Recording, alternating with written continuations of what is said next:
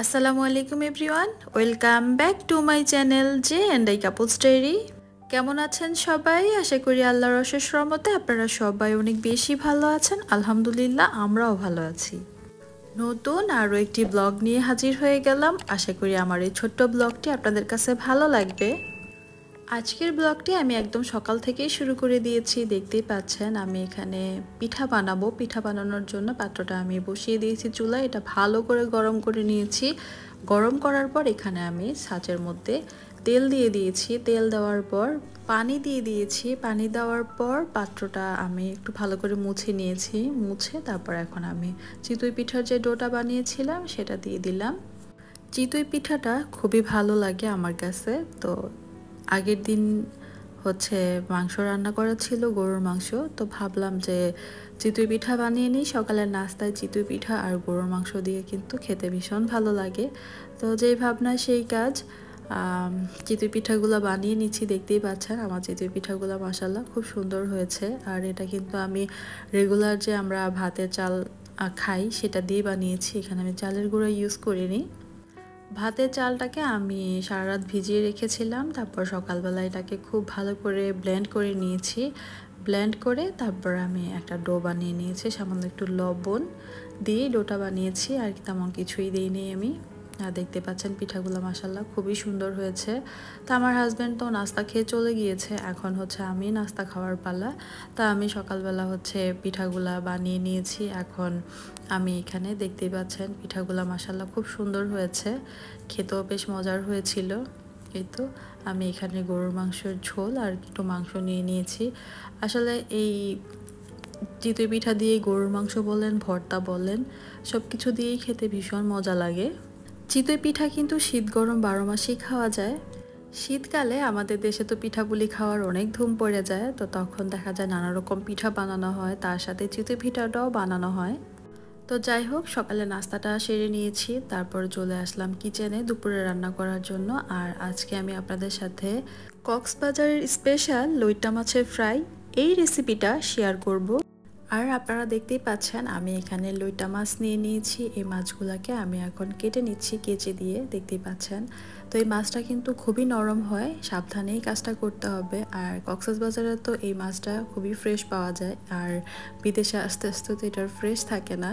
তো এটা আরও বেশি নরম হয়ে যায়, তো সাবধানেই কাজটা করতে হবে। তো আমি ভালো করে পরিষ্কার করে ধুয়ে নিয়েছি। ধুয়ে একটা বাটিতে নিয়ে নিলাম, পানিটা ভালো করে ঝরিয়ে নিয়েছিলাম।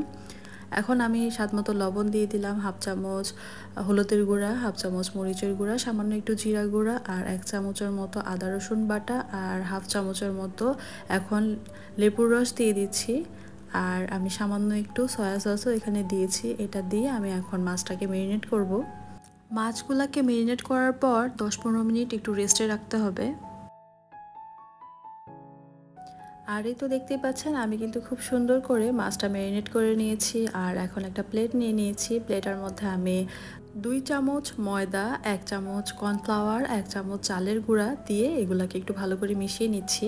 মিশিয়ে নেওয়ার পর আমি এখানে মরিচের গুঁড়া আর সামান্য গোলমরিচের গুঁড়া দিয়ে দিলাম। এটা আপনারা ঝাল যতটুকু খেতে পছন্দ করেন ততটুকুই দিবেন। তো আমি সবগুলা মিশ্রণ ভালো করে মিশিয়ে নিচ্ছি। আর এখানে আমি লবণও দিয়েছিলাম স্বাদ মতো, সেটা স্কিপ হয়ে গিয়েছে।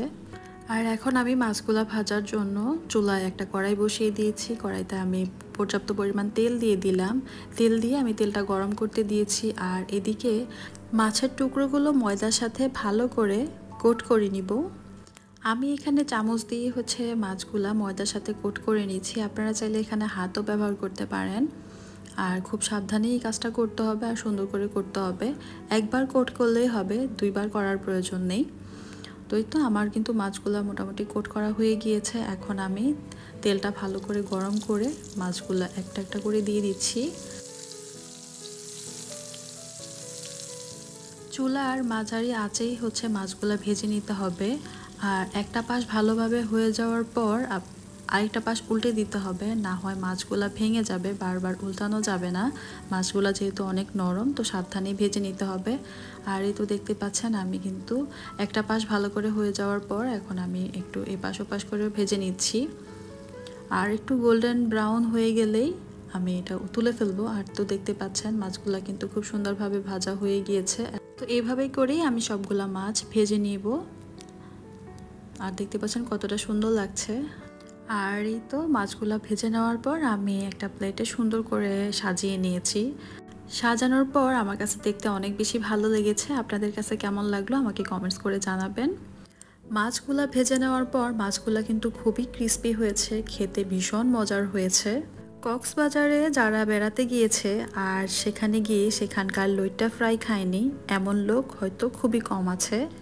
আর এই লইট্টা ফ্রাইটা যে কতটা মজাদার হয়ে থাকে তা না খেলে আসলে বোঝার উপায় নেই। আমার কাছে তো এই লইট্টা ফ্রাইটা অনেক বেশি ভালো লেগেছে। আশা করি আপনাদেরও ভালো লাগবে, একবার হলেও ট্রাই করবেন এই মজাদার লইট্টা ফ্রাইটা।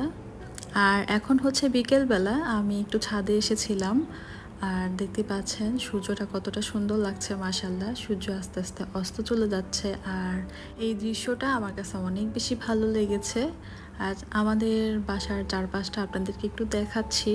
আসলে এটা অনেকবারই আমি শেয়ার করেছি, আমি যখন ছাদে আসি আপনাদের সাথে প্রায় সময় শেয়ার করি। তো আজকে ভাবলাম আসলাম সেটা একটু শেয়ার করি। ওমানের বাড়িঘরগুলো এরকমই হয়।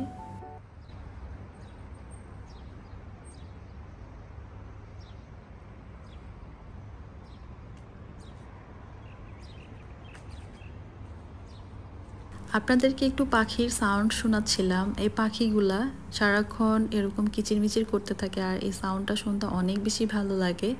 আর এখন দেখাচ্ছি আপনাদেরকে যে গাছের খেজুরগুলা মাশাআল্লাহ পেকে গেছে। আর এখানে 2-3টা খেজুর গাছ আছে, 3টার আরও বেশি আছে। তো সবগুলাতেই মাশাআল্লাহ খেজুর হয়েছে। ওইটাতে ছোট ছোট হয়েছে, বাট এই খেজুরগুলা অনেক বড় হয়েছে। তো আপনাদের সাথে একটু শেয়ার করলাম আমাদের এখানকার এই গাছের খেজুরগুলা মাশাআল্লাহ। এই যে দেখতে পাচ্ছেন এই খেজুরগুলা কিন্তু অনেক বড়, ভিডিওতে হয়তো বা বোঝা যাচ্ছে না। ওই পাশটাতেও খেজুর রয়েছে। এখানে মোট 6টা কি 7টা গাছ আছে বা তারও বেশি হতে পারে। আর ওই পাশে তো মেন রোড আপনাদেরকে দেখাচ্ছি। তো আজকের ভিডিওটা এই পর্যন্তই ছিল। আশা করি আপনাদের ভালো লেগেছে। ভালো লাগলে লাইক, শেয়ার এবং সাবস্ক্রাইব করতে ভুলবেন না। সবাই অনেক বেশি ভালো থাকবেন, আমাদের জন্য দোয়া করবেন। আপনাদের জন্য রইল অনেক অনেক দোয়া এবং ভালোবাসা। আল্লাহ হাফেজ, আসসালামু আলাইকুম।